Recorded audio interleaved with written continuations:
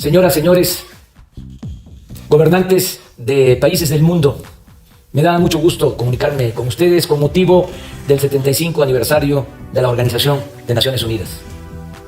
Represento a un gran país, a México, que tiene una historia y una tradición cultural como la de otros pueblos del mundo.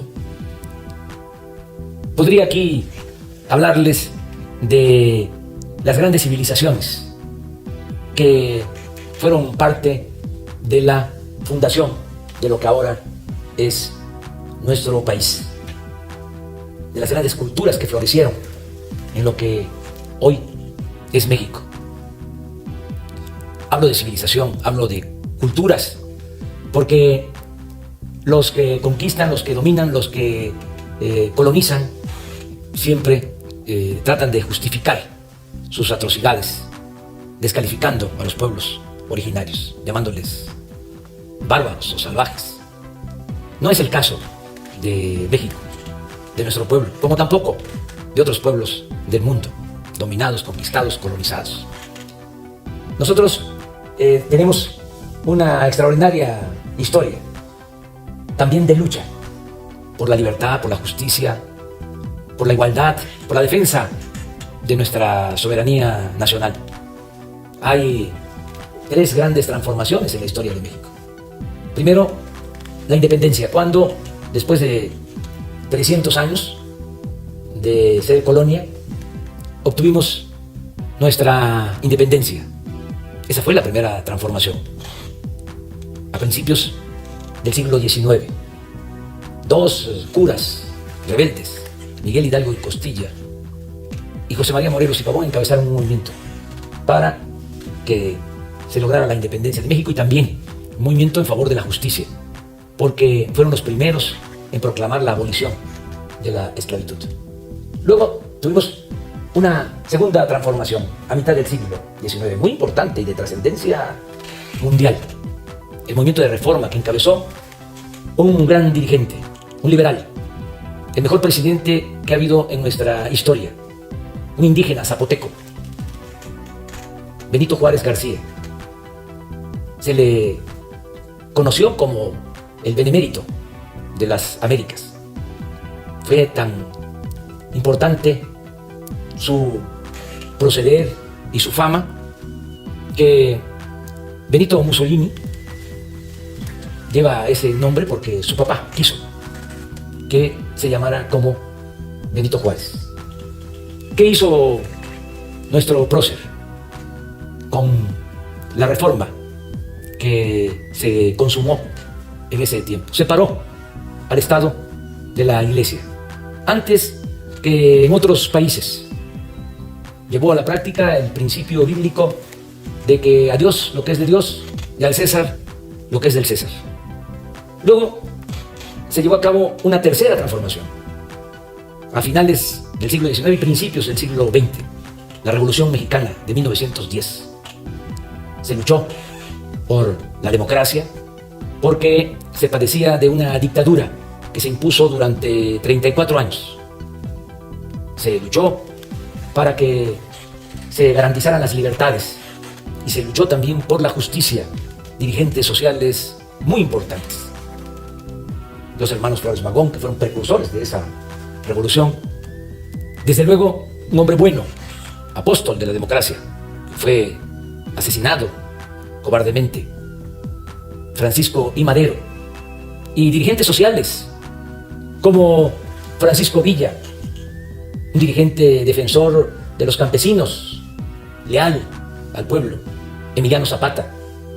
Con esta tercera transformación se avanzó mucho en el terreno de lo social, no lo suficiente en el terreno político, porque no se pudo establecer una auténtica, una verdadera democracia en el país. Después de la revolución se creó un partido único que dominó durante mucho tiempo, y apenas ahora estamos dando los primeros pasos para que México sea un país verdadera, auténticamente democrático.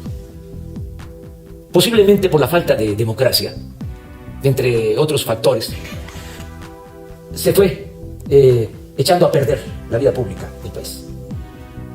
Empezó a imperar la corrupción política, que fue durante mucho tiempo el principal problema de México.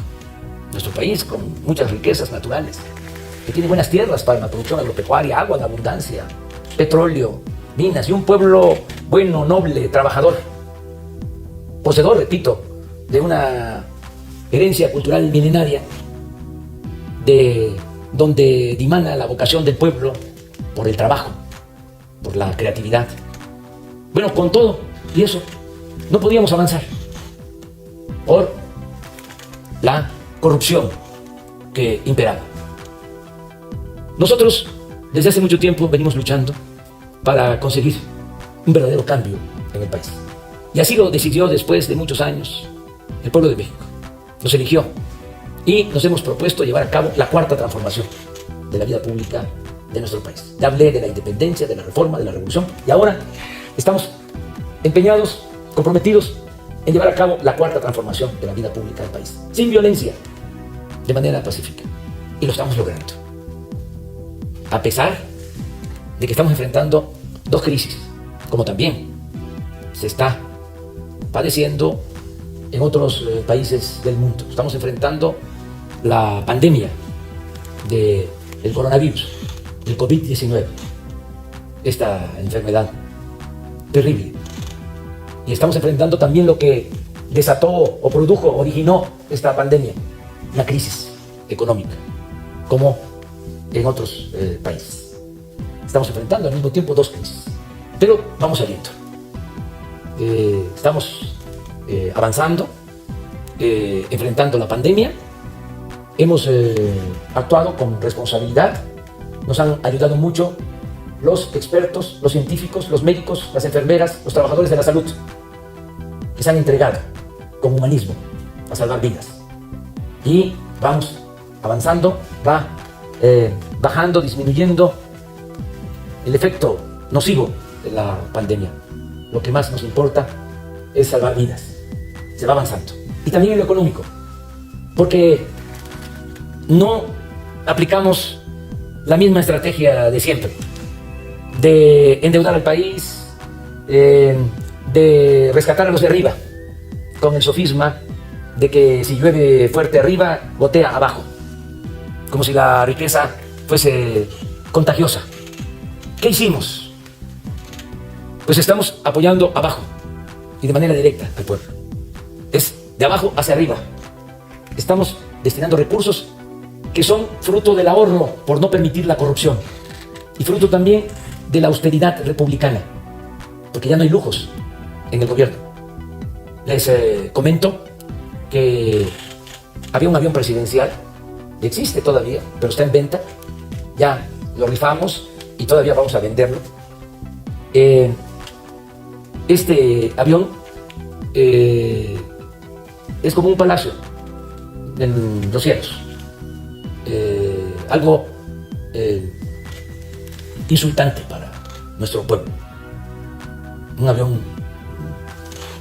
de lujo para 240 pasajeros, adaptado para 80, con sala de junta, con recámara, algo, repito, ofensivo. Entonces ya el presidente de México, quien les habla, se traslada por carretera, en vehículos y en avión de línea. No está permitido utilizar aviones, helicópteros particulares para funcionarios, para servidores públicos. También, entre otras cosas, desapareció un cuerpo de élite que cuidaba al presidente. ¿Saben cuántos cuidaban al presidente? 8,000 elementos. Se llamaba esa institución, que venía de tiempo atrás, Estado Mayor Presidencial. Y así se han terminado lujos, las extravagancias. No puede haber gobierno rico con pueblo pobre. Entonces, la fórmula es no permitir la corrupción y ahorrar. Y que no haya ostentación, lujos en el gobierno, y también liberar fondos para el desarrollo. Entonces, todo lo que estamos reuniendo con esta fórmula de no permitir la corrupción y de hacer un gobierno austero, sobrio, lo estamos destinando a apoyar a la gente humilde, a los desposeídos. Todos los adultos mayores de México tienen derecho a una pensión Todas las niñas, los niños con discapacidad también reciben una pensión. 11 millones de estudiantes pobres reciben becas y así muchos programas sociales.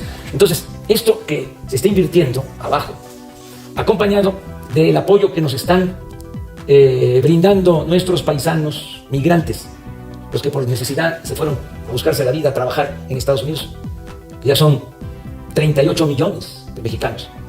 Los que nacieron aquí, también los que han nacido allá, de padres mexicanos, 38 millones.